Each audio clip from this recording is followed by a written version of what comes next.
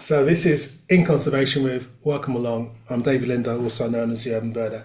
Today I have a guest whom I have known about for several years. I've never met her before, and I'm really delighted to at least meet her virtually. It makes it easier when I shake her hand and give her a hug in real life. Amanda Tuke, who is here, and she's actually just written a book which is called The Wild Pavements, and it's an amazing book. You should check it out. We'll be talking about the book during the course of our conversation. But she's a London-based urban naturalist, the sort of person I love. I love urban naturalists. We've had a couple on in conservation with over the years, but she's a London-based urban naturalist and nature writer, an associate lecturer for the MA in Nature and Travel Writing at Bath Spa University, which must mean she knows my good friend Stephen Moss. So let me ask, Yes. Amanda, firstly, how are you and where are you? And do you know Stephen Moss? Um, I'm very well. I'm sitting in my writing room in South London, just on the border of inner and outer London. I'm very privileged. I look out over a nature reserve, a little patch of ancient woodland. And then the last question was, do I know Stephen Moss? Yes, I love Stephen Moss. He's absolutely my mentor and friend, and he's top guy. Yeah, One I've of the known him. nicest people in nature writing. Yeah, I've known him a long, long time, long, long, long time. And he's also been a guest on In Conservation with about Mm, 3 times. I remember that. So you, Amanda, you work as a consultant botanist. You Hmm. lead urban plant and bird walks, and you teach botany as well. And I think that I want to be one of your pupils because I was talking to Amanda a couple of days ago, and I was saying how poor my knowledge of botany is. And I've actually now, I mean, I talk about looking up the whole time, but I've recently started getting on my knees. And today I was on my knees because I saw a flower and it turned out to be an orchid. And I took a picture of it. And I think I have a feeling that it is one orchid that I don't know if I can you see that? Oh, yes, it's lovely. I think I think it's called a coronation orchid. But I was quite pleased with myself that I actually am now in my old age looking down. In fact, it's called a champagne orchid, looking down and looking at plants as well. And I was talking to Amanda because her book, although it talks about urban nature per se, also talks a lot about your love as well, about botany, which is something I really want to sort of start getting into more these days. Hmm. But anyway, I first heard about you and saw you writing for your monthly column in Birdwatching magazine, Hmm. which features, you talk about urban birds as well as other wildlife. And you've written for the RSPB magazine, BBC Countryfile magazine, Resurgence magazine, and for the London Wildlife Trust blog. I want to ask you, I'd like to ask you about your writing, but maybe that might be covered in your little presentation you're going to show us shortly. But you are quite, you've got quite a lot of stuff going on between the April 2021 and March 2022. You were the nature writer in residence for the London Wildlife Trust's Mm. Great North Wood Project. What does that mean? Do you actually sort of turn up as almost like a place of work, and people gather around you whilst you write? Not strictly, no. So the Great North Wood, just for people who've not heard of it, originally was, despite its name, it was a wood that spread from the Thames in southeast London right down to Selhurst near Croydon.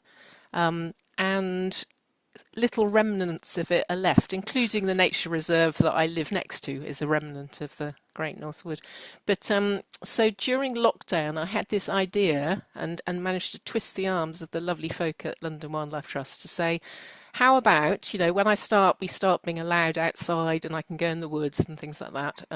How about I start keeping a sort of nature diary of my time spent in the wood. I can do sort of recordings of me reading my writing, but also I did online writing workshops. So I introduced people to the idea of the Great North Wood and encouraged them to explore, as well as looking at nature, what about writing about it as well? So that was the kind of nature but I spent quite a lot of time in the woods doing my writing. It was a great inspiration when I started nature writing.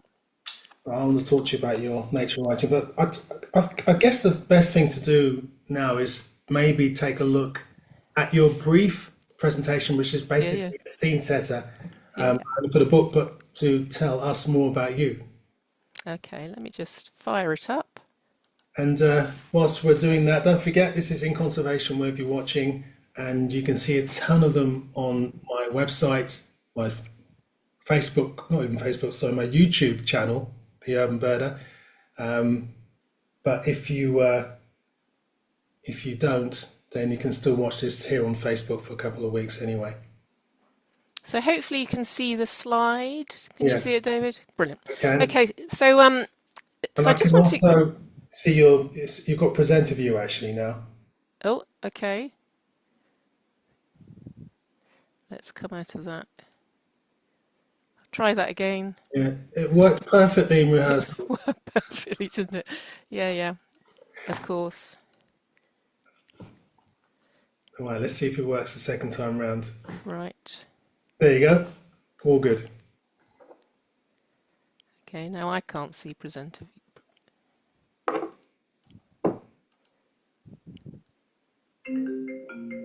So is that still, you can still just see the slide now?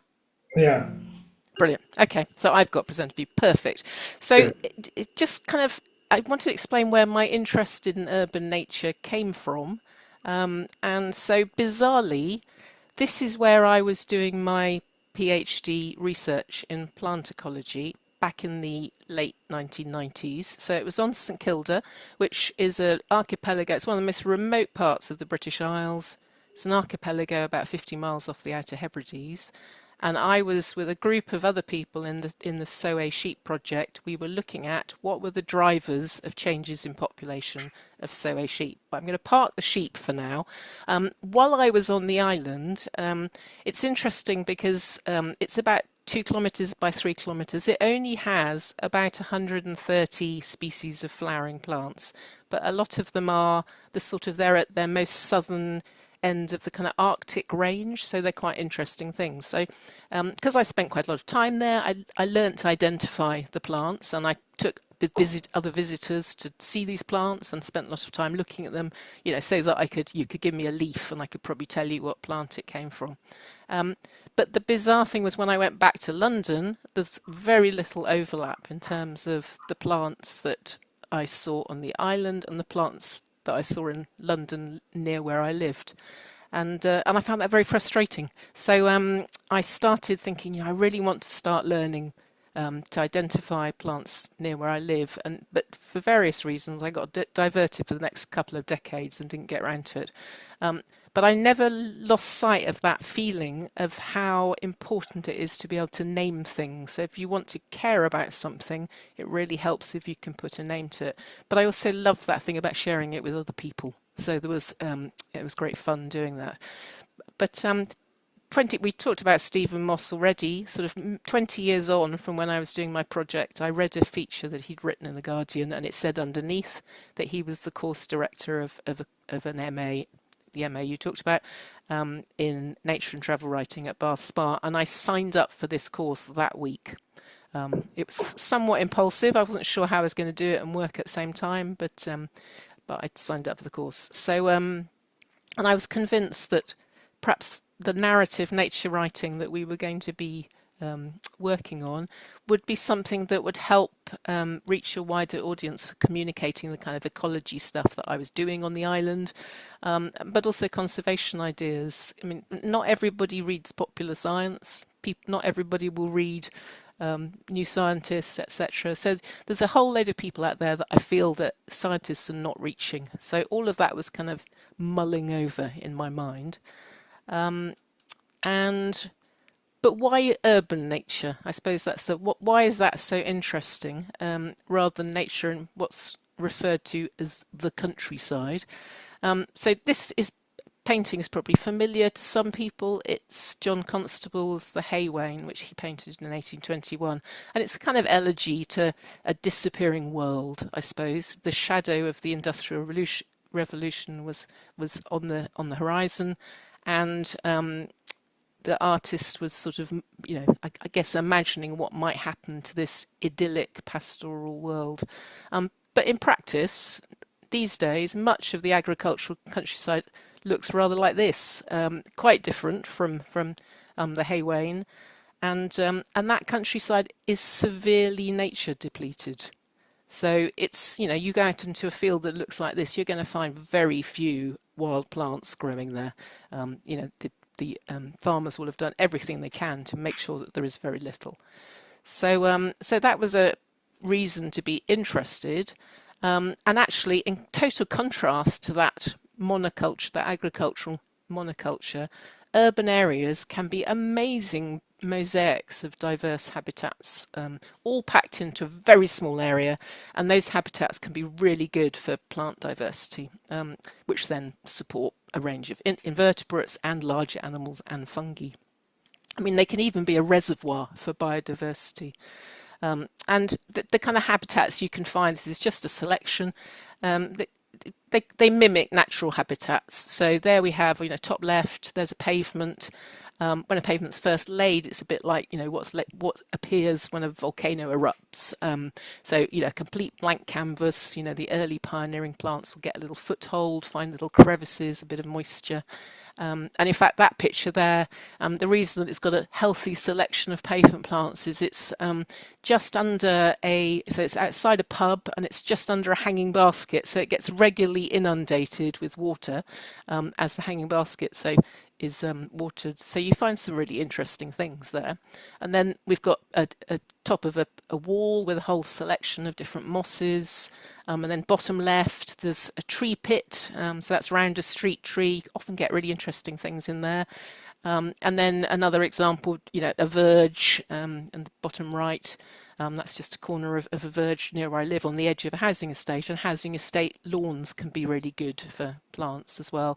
And then we've got great sort of cemeteries and churchyards and a whole load of other sorts of habitats and urban watercourses. So all of these are very close to where I live, and all of them will have their own kind of suite of plants. And in practice, about 2/3 of UK wild plant species can be found just in London. So you're not really missing out. If David, if you were going to start learning botany, you wouldn't miss out if you looked at London plants, for example.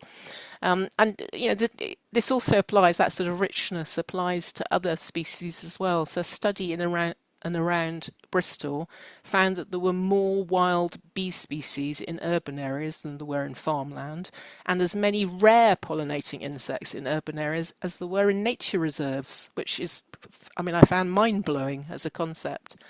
And in terms of birds in London, so in 2023, which is when the latest data comes from, 227 bird species were recorded in London. You'd be pushed to find all of them. Some of them will be somebody saw a common crane flying over, for example. But there's a richness of bird species to see there too. So you're not going to miss out if you focus on species in urban areas. And most importantly for me, it's where the biggest number of potential naturalists are.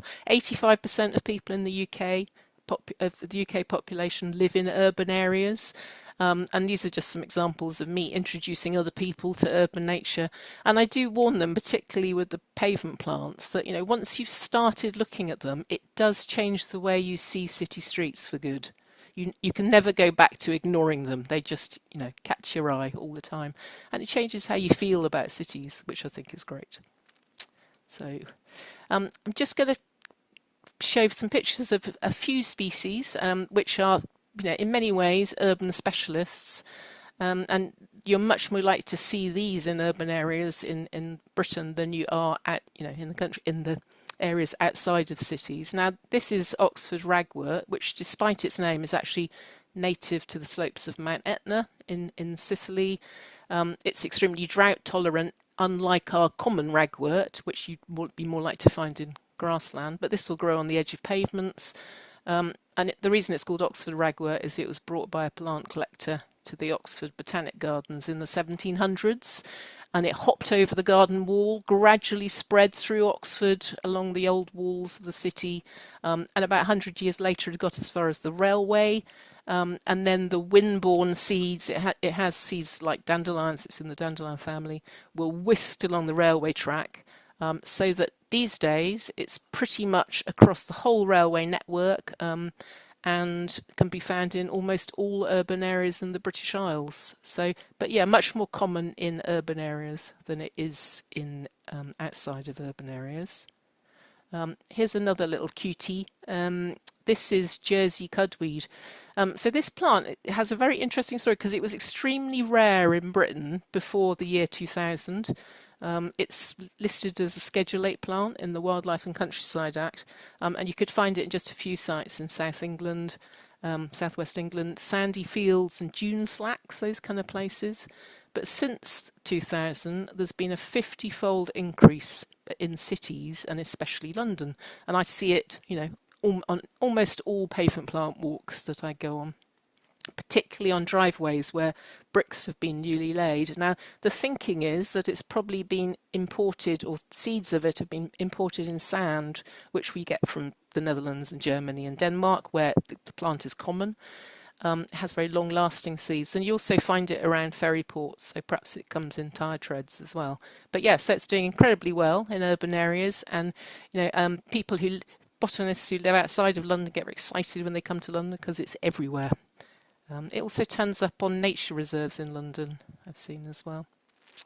So not many more to go. Look at this stunning plant. You're not going to miss that, are you? So this is actually growing, Ruleaf saxifrage. It's growing on the Thames wall. It's coming into flower now, so if you're anywhere near the Thames, it's really worth going and having a look, particularly in the sort of south and eastern area of the Thames wall. It's a plant that its natural habitat would be sort of limestone rocks, and it likes that sort of basic pH. But in London, it's increasingly common, and in fact in other cities, increasingly common on pavement edges and walls. And what we think is one of the reasons it might be doing so well is because glyphosate herbicide is still used by some London boroughs, and we think that it may be building up some herbicide resistance, but the jury's out on that at the moment. But that's certainly something people are looking into. So those are the kind of things and exciting things that I love sharing with people when I take them out. And things that will give you a little taster of what's in the book. So, obviously, I'd be delighted if everybody read it, and I'd also love to hear from people what they think of it. So, and there it is. And may I say that it's a great book. Get out there and buy it. It's available in all good bookshops Absolutely. and a few rubbish ones as well. Let me stop the sharing. So that was very interesting. Thank you very much for that, Amanda. That's a good scene setter. Obviously, you sort of majored on the flora there. But where did this all start? Was this a divine call? I mean, what happened? How did you kind of suddenly become, well, not even suddenly, maybe you were born that way, but what's your roots, excuse the pun, in terms of Well, nature and botany? I grew up in very rural Dorset, but I also couldn't wait to leave for lots of reasons, and I became very very committed Londoner by the time I was in my early 20s. And as I said, it was that I started noticing plants, realizing after I'd done my PhD that I couldn't recognize any of the London plants, and it was over lockdown I started really looking at what was growing around, so literally walking out of my door, We have a tiny front garden, and looking at what's growing on the path in the front garden and thinking, if I start here, if I start really small, what will I find? I'd came across a amazing book at the time called The Urban Birder, and it was very inspiring. And so I started visiting different reserves in London and doing my bird watching there, as opposed to going beyond London. So there were lots of different. It all sort of came together at the same time, and then once you start saying things, it's really hard not to share it with other people. And I find even now I can be sometimes kneeling down on a pavement, and people. What I love about London is people have no qualms about saying, "What are you doing?" So yeah, quite often get asked what I'm doing, and I show people, and pretty much everybody, once I explain what I'm looking at and why, and that I love plants, have great conversations with random passers-by about it, and or pointing up, why I'm pointing my binoculars up on the Barbican Tower, or whatever it is. People just want to talk about it and get excited about it. So Well, it's good that nature starts, and you exemplify that nature starts at your doorstep. Um, what what really? I mean, what's the emotion you feel when it comes to finding nature in urban areas? Does it differ to finding nature elsewhere? Is there a kind of a difference, or do you just favour urban areas, or how does it work for you? I think it's the kind of preciousness of it. So, growing up in the countryside, it was everything was a kind of green smudge.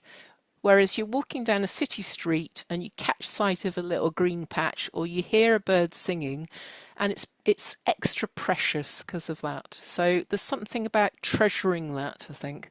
And I think in particular things. So I was on the search for a bird that having looked at what interesting birds are turning up in London, I turned up on the corner of Oxford Street and Tottenham Court Road. It was sort of early one May Sunday morning, in search of this bird, and I'm walking around. So there's a few people cleaning the roads and a few clubbers sitting on the pavements talking very loudly because they've just come out of clubs, so they always talk very loudly. And I'm listening out for a bird, and I suddenly hear it. So I walk around the block and I suddenly hear it, and I look up, and there is a male black redstart, exactly like the one that's next to you. Absolutely, which we didn't arrange that previously, did we, David? That was just It's chance, just serendipity. Yeah, spontaneous. what a Um, connection. but yeah, so you just have that amazing feeling of so a beautiful May morning, and there is this precious bird up on the rooftops they do breed in that area. I have a friend who works in a theatre nearby, and they had nesting black redstarts in the theatre, tucked under, just sort of near the stage and the speakers, nested and fledged successfully last year. So you're actually, I do see black redstarts outside of London, but I think you have a really good chance, if you look up at London roofs, of finding that fabulous bird in London. It's interesting, the Black Red Star story, isn't it? Because you talk about it in your book, don't you? Yes, I do. I do. I spent quite a lot of time chasing around London looking for them, but but yes. So and unsuccessfully until I did the Oxford Street trip. And can you just, I know it's a spoiler alert, don't, obviously still buy the book, but I mean, you talked about the actual origins even of, the black red star as a breeding species in Britain, because it was found in London, wasn't it? Absolutely. So yes, so I think we're talking in the 1920s. This is you've caught me out here because I won't remember all the dates, but yeah, certainly in the early part of the 1900s, they first bred, and then they made use of bomb sites in the war, and post-war. But now, so there's probably I think there's thought to be around 120 breeding pairs in Britain. Now, some London birders think there might be as many as 50 pairs breeding in London in a good year. So, as I said, it's actually that's a good place to look for them. And we're probably not recording them. I mean, them very successfully just because they're on roofs. They're not necessarily terribly visible. But there are several very dedicated birders in London who specialise in black redstarts, and which is delightful. So we have a sort of informal black redstart club where we have an idea of where they are and where you might see them. So which is Yeah, great. So because I get was out there and find them if you live in London. exactly. I was always very proud when I found out that the first breeding pair was actually in Wembley.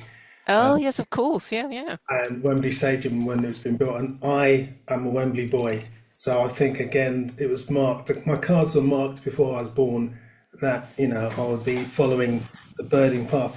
But have you heard this theory about black red stars and the reason why they're not so prevalent in the UK compared to when you get on a ferry across over to Europe?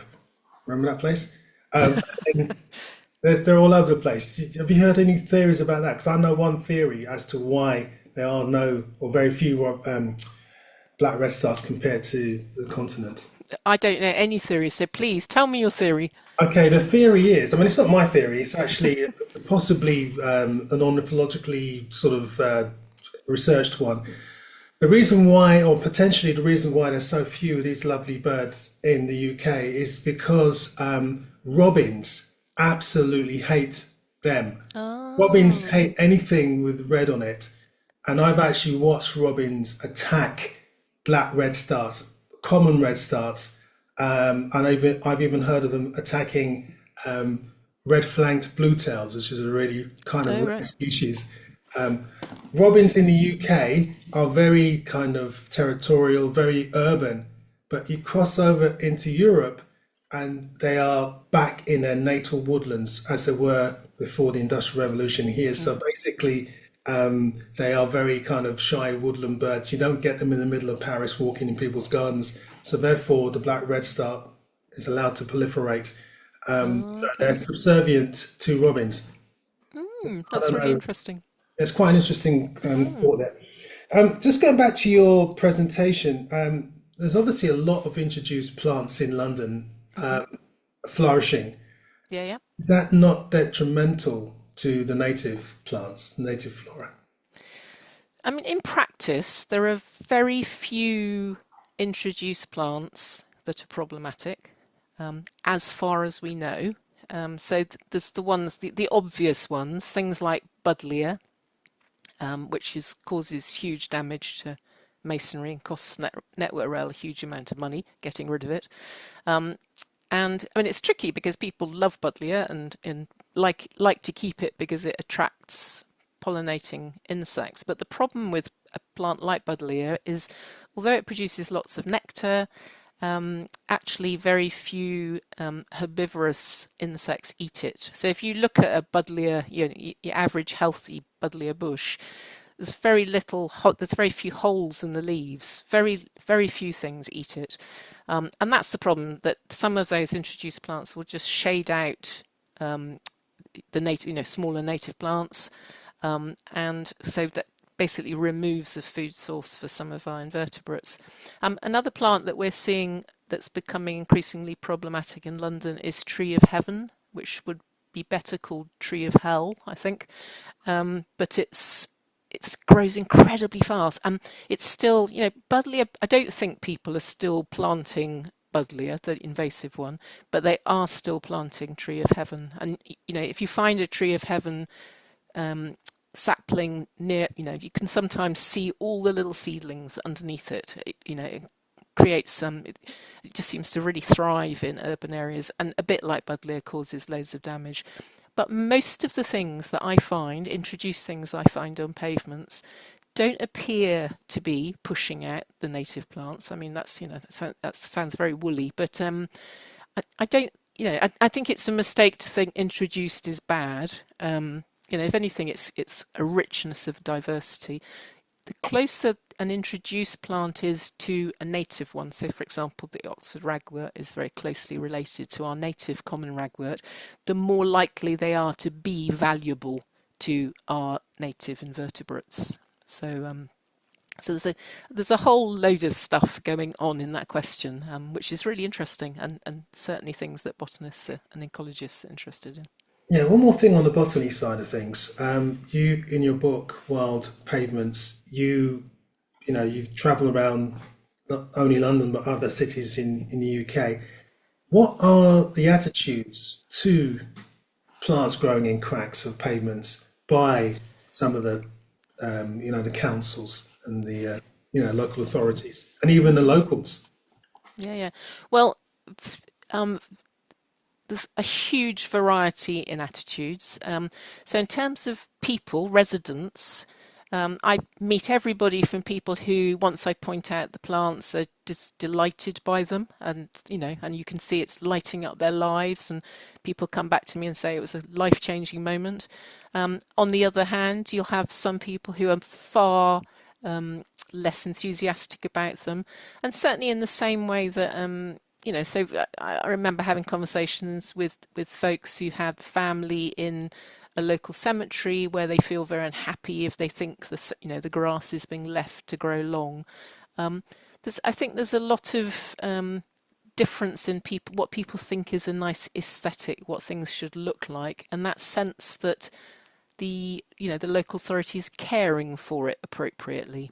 So some of that is there's a sort of technique local authorities use sometimes where they'll let a verge grow quite long, but they'll cut a little strip around it, and they call it a cue to care. It's sort of demonstrating that it's not accidental, it's not because they're too lazy, it's because there is a reason, and they'll put up signs saying this is being left to grow long for invertebrates. So you have to do that communication and talk to people. And yeah, as in terms of local authorities and pavements, they have quite different views. So I did a sort of freedom of information request out to local authorities back in 2020. So the London boroughs, and asked them whether they used glyphosate on pavements, because at that point I hadn't really realised that local authorities did that. And so some of them, in fact, some of the ones local to me, and Lambeth should absolutely be heralded as a progressive authority, were doing everything they could to find alternative ways of managing pavement plants. Some of the other authorities said, they didn't really understand why I was asking the question. They didn't think it was a problem. It's not illegal to use glyphosate, even if in the EU, I think pretty much there's no countries using it anymore. So there's something there about, there's quite a long way to go, but I think people are gradually beginning to accept that, you could live with some vegetation on pavements as long as it's not a trip hazard, and it's not too unsightly. So I think we're looking for a compromise, I suppose. I mean, I see you, Amanda, as an urban nature crusader. Reading your book, you're out there, you want to change people's attitudes, and it's brilliant. I mean, that's what we need more of. But do you, I mean, for me, I get frustrated because I can see amongst the populace that there is this kind of disconnection to nature. And I ask this question a lot, and I'm going to ask you this question. Why do you think there is this disconnect? And do you think it's a big problem or not? Maybe you don't. I don't know.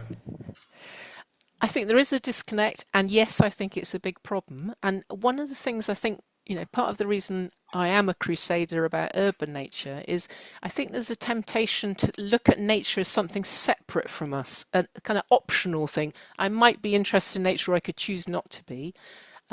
Without accepting that, you don't have to go somewhere to find nature. As I said, you literally walk out your door and nature is right there. It's around your feet. It's up in the skies. It's in the street tree outside your block of flats. It's there for everybody. It's not, I have to take my children to a nature reserve. And I think if we move away from that idea that nature is something that lives over there, but it's actually all around you and you are part of it. I think that's our best hope for getting people connected. And it also makes it, I mean, I see when I take people out on nature walks in cities, a completely different mixed demographic than I would have if, so if I take people for a pavement plant walk as I did in Brixton, you get an ethnically mixed group. If you take people out for botany trips in Surrey, everybody's white, middle class, 60, 70. So that it's completely different. It's a different sort of accessibility. You can have people who have mobility problems can still come out on pavement plant walks. So I think it's, we need everybody. We need everybody to be an urban naturalist and care about nature. And 85% of people in this country live in urban areas. So that's where they are. That's where we have to go and find them.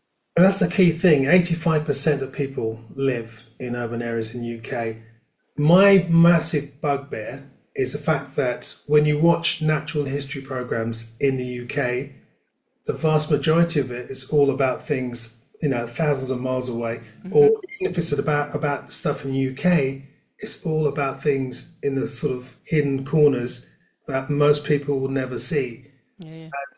For me, I find that the story is only partially told because in terms of natural history in the UK, because people watching that in urban areas will think, well, you have to go to the Hebrides to see whatever, or Cornwall to watch, whatever, and there's nothing on my doorstep. And that really infuriates me because there should be more programming. I keep on going on about this all the time. There should be more programming about urban wildlife and its connection to everything else we see. Because as far as I'm concerned, an urban environment is actually the countryside with buildings on it. How do you Yeah, feel yeah. about that? Exactly that. Exactly that. It's the what what the world, what the planet is the natural environment, and then we have inserted the urban into it. And I think people don't think like that. And I think, as you say, it's the way that it's presented on TV, that as if you have to go somewhere else to find that nature, rather than it being an everyday thing. I mean, one thing I encourage people to do is, find a tree that's near where you live, find out what it is, walk past it. And mostly you'll walk past, you'll notice that how it's changing throughout the year. Sometimes you'll find wildlife living in it and making use of it. But it's that sort of everydayness about it. I mean, in the same way that, a bird watcher might go to the same patch and see, might go every day or every other day, and see the things that are changing. And I think we're missing out on that. But it's there for everybody if they want to engage in it. So. So when you do your walks, and by the way, I'd love to come on one of your walks. Yeah, Actually, yeah, I'd love you to come too. you're gonna have to tell me when you're doing them. And I'll definitely come. I'm interested to know. It's great to hear, especially when you're in areas where there is a demographic mix. It's great to hear that there's different types of people from different walks of life coming. But what are they like? Are they really enthusiastic? Is there reticence? Is there already knowledge that people have, or is it completely, no knowledge whatsoever? What kind of mix have you been noticing? Well, obviously, it's very different. So I quite often have, almost always, they're people who are new to wild plants. Partly because that's how I pitch it. I say you don't need to know anything about wild plants, just come if you're interested to find out what's growing on pavements. So quite often there'll be people who have allotments. Sometimes there are people who know a little bit about trees and have, noticed trees at least. And sometimes there are people who've never even thought about it, or their mate has dragged them along and they don't really know what they're doing there. And in the book, I talk about that. In fact, for the Brixton walk, there was a young man who was. He looked like he thought he was going shopping. It was a Saturday morning, and I think his partner had dragged him along, and he had very pristine trainers, and I think he wondered what he was doing there. And to start off with, he slightly sort of stepped out of the group and was sort of held back a little bit. By the end of it, he was coming up close to look at a plant that I was showing them, which had an amazing way of dispersing its seeds. And you could just feel him being drawn in by, obviously I'm sort of trying to show people interesting things, but he was getting drawn in. And I really hope that some of that might have stuck with him. And to me, that's the person that you're looking for. Somebody who might never have thought about plants ever before and suddenly thinks, you know what, actually, that's quite interesting. I thought plants don't do anything, but look, I can see they do. So, That's but great. yeah. That's really quite inspiring. Wild Pavements out now, great book. How long were you thinking about writing this book?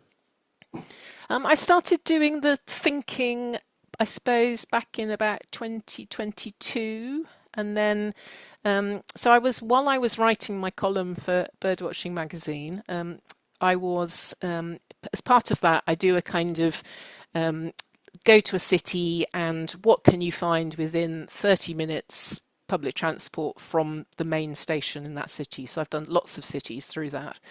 And while I was there, I was looking at other things as well and beginning to collect research for the book. So that research probably took about a year and a half or so. And then it took about another year to kind of percolate it into a book. And actually, so our friend Stephen Moss was hugely helpful and supportive in, you know, the ideas of structuring it. And because certainly if you're a feature writer, the step from writing short form, sort of 1,500 words to suddenly writing 80,000 words is quite a big jump. So it's brilliant to have somebody like him who has huge experience of writing books to, as a supporter and mentor as part of that. He's mentored many writers who've gone on to produce some great books, yourself included. Thank you. Have you always kind of felt as if you were a writer? I mean, did you suddenly just fall into this, or is it something that you've always felt you were good at? I, I, I didn't think I was good at it, and it was only really through doing Stephen's course that I started finding, sort of that creative writing because I'd been trained as a scientist, and I then worked in public sector. So you'd write rather dry kind of policy papers and things like that. So that thing of learning to be creative was hard, but there were amazing students on the course. It's a brilliant course. There are amazing students on the course, some of whom, in fact, are on the call tonight. And I learnt so much from other people too. So it's and that course is great because it's an MA and it's distance learning. It has people of all different ages.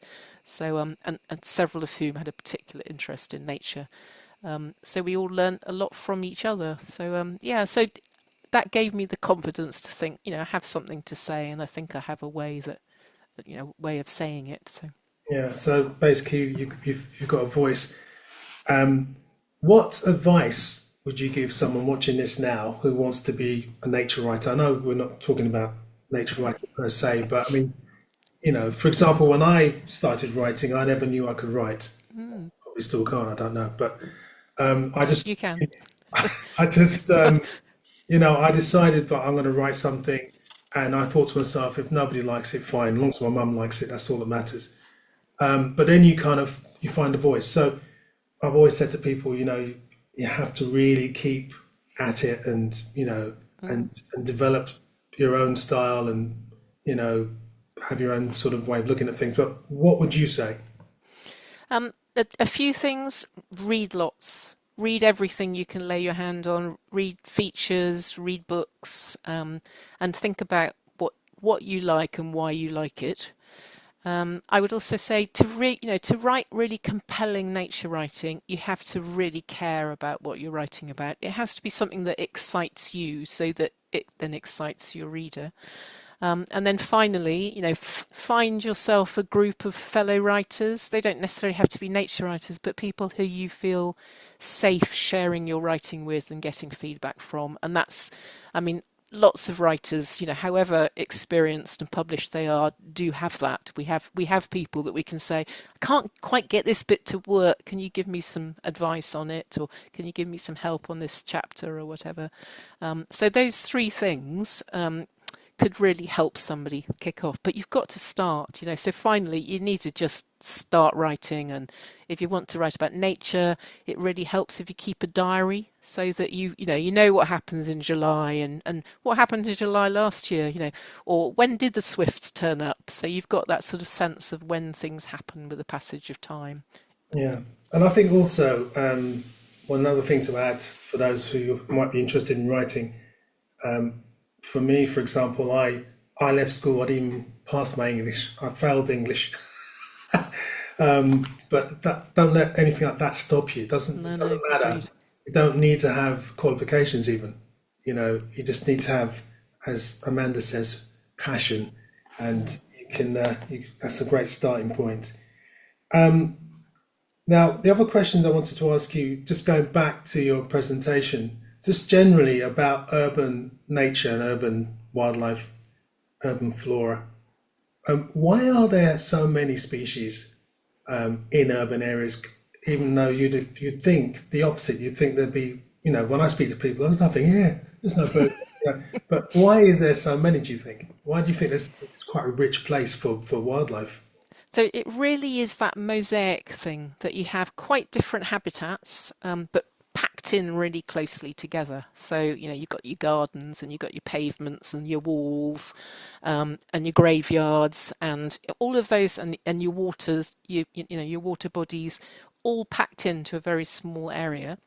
But you also, so as I said, we're particularly rich in urban areas in terms of introduced plants. So not only will you have our native flora, but you'll have garden escapes that have hopped over people's walls and have started spreading down the pavement.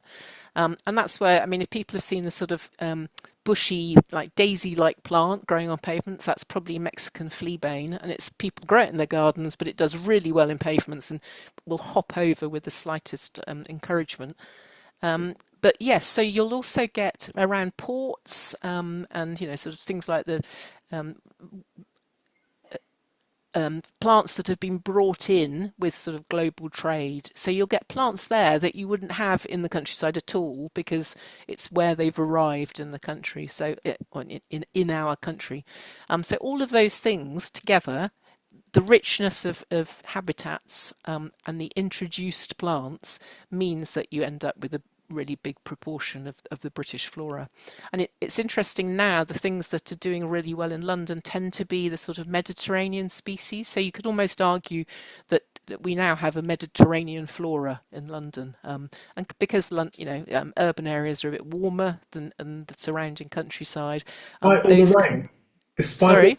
despite all the rain, Despite all the rain, because it's warm, because it's a little bit warmer than surrounding countryside, yeah, those, so I've started seeing lavender and rosemary seeding themselves on pavements, which I don't, 20 years ago, I don't remember seeing that. So it's becoming a more Mediterranean climate in London, and that will benefit those Mediterranean species and things like the Oxford ragwort. So. yeah. Speaking of the Mediterranean and all things outside of Britain, have you much experience of urban areas outside of the UK? Uh, Obviously, I've been to urban areas. I haven't done much plant hunting in urban areas. I do tend to know if I'm on holiday or traveling, I tend to notice when we sort of similar plants, and certainly I talk in the book about going to Berlin, which I did. So despite the fact we were in Berlin, in deep winter, it was I still found quite a lot of plants that we had growing back in London. So and several of the grasses that do well in urban areas were there in Berlin and there in London. And of course, what I was really there to see was a very special bird of prey, but which I'm not going to say what it is, so that at least there is some surprises in the book. Okay, no spoiler alerts. I'm afraid you need to go right now to your bookshop, your local bookshop, and buy By this book. Wild Pavements. It's nice. So, have you got anything planned after this, or is this too early to say in terms of a new book? Oh, well, there's things, there are some ideas. You keep Probably your cards close to your chest, don't I you? do, I do. I mean, likely to be plant related, but I mean, as we talked earlier, that whole idea that really the world is a natural world, and we are just imposed into bits of it. There's something I want to explore that kind of idea. So it'll be something quite global like that, I think. And do you think, going back to plants, do you think that plants can ever be sexy to young kids? Well, I've taught some key stage two, which is primary school age plant classes, as the South London Botanical Institute have an education program, and in key stage two science there are elements of plants, and it's there are ways of doing it. So I've sat there with a whole group of young kids, and you say, you all ate grass for breakfast. And then they all go, no, I didn't. No, I didn't. So you say, well, what did you have for breakfast? Oh, well, I had toast. Okay, so that's wheat. You had wheat for breakfast. Wheat is a grass. So there's ways of kind of, getting them interested. And often you find the people there with them, they're sort of, the parents and the teachers, come out going, I had no idea about any of that stuff. So you can make it interesting without them being particularly dynamic, although, to some degree, some of them are quite dynamic in the way they fire seeds or, how they grow. But I think there are ways of getting them excited. Yeah. Oh, David Bellamy certainly managed it, didn't he? So, yeah, grapple me grape nuts, as well, Lenny exactly. used to say. Um, I want to start a campaign actually. There's a place, by the way, people watching this who might be all over the world. There's an area that Amanda mentioned earlier on in this particular episode of In Conservation With, which is now on YouTube, and there's a ton of them to watch. And press like and subscribe. And if you're watching this in the future, tell your friends and all that sort of stuff. But anyway, there's a town that you mentioned, which was Croydon, which is in southeast London, Just southwest south, London, just really south, I think. south Yeah, London. Apparently, correct me if I'm wrong, but apparently in the past, I'm talking about hundreds of years ago, it used to be called Saffron Valley. I think Saffron Valley sounds much more beautiful and evocative than Croydon. it So says. I Although reckon, Croydon is a short. I worked in Croydon. I worked for Croydon Council, and at the time we were told that Croydon was a shortening of Crocus Town. So that's where saffron comes from, is from crocuses, as people grow in their gardens. And so yeah, so it's turned into a rather clunky word, but I mean, even Crocus Town would be quite nice, wouldn't it? And that's why anybody who lives in Croydon will know that its kind of corporate colour is purple, which relates to the crocuses. well, there you go. So And we've learned something new about Croydon. And Crocus Town, I never knew about. I need to write that one down. Crocus Town, Saffron Valley. Now, Amanda, we've had a really good chat about urban nature and urban plants, urban flora. What is your favourite urban flora? my favourite urban plant is the rue-leaf saxifrage that I showed you a picture of earlier. Earlier, it has very red leaves, clings onto walls, and it has a beautiful little white flower. So it's probably usually about 10 centimetres tall, but very distinctive. So it's a really good one for beginners to look out for.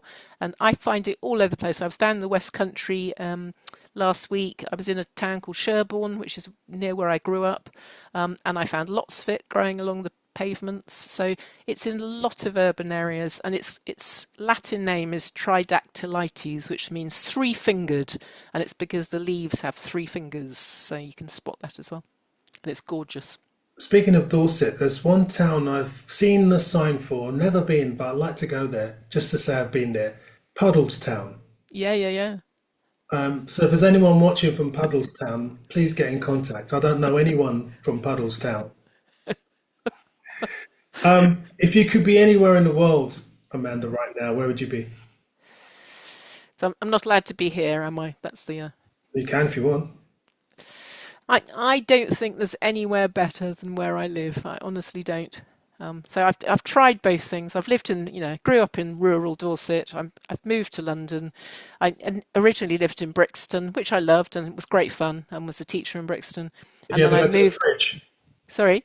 Did you ever go to the fridge, the nightclub? Oh yeah, yeah. Of course, of course. Absolutely. Soul to soul nights. Yeah, I was there. But yes, so and then we moved out just a little bit further out, still in inner London, and we're just so privileged to live here, and within 15 minutes on the train to Victoria. So Fantastic. couldn't be better. All right. Well, listen, Amanda, it's been a real pleasure chatting with you today. Thank you. Amanda You Tuke, too. everyone. Well done and congratulations with Wild Pavement. Wish you all the best with it. And don't forget, everyone, I've been saying it all day. Go out and get a copy. It's a great book. But thank you so much for sharing your knowledge of urban wildlife and also, more importantly, giving us inspiration to go out and to look down as well as to look up. Brilliant. Thank you. And yeah, and thank you all for watching today. Don't forget, as I said, there's plenty more on YouTube. And thank you for the Zoomers who have supported the In Conservation series from all along, from the very beginning. So until we all meet again, keep all looking up. And down.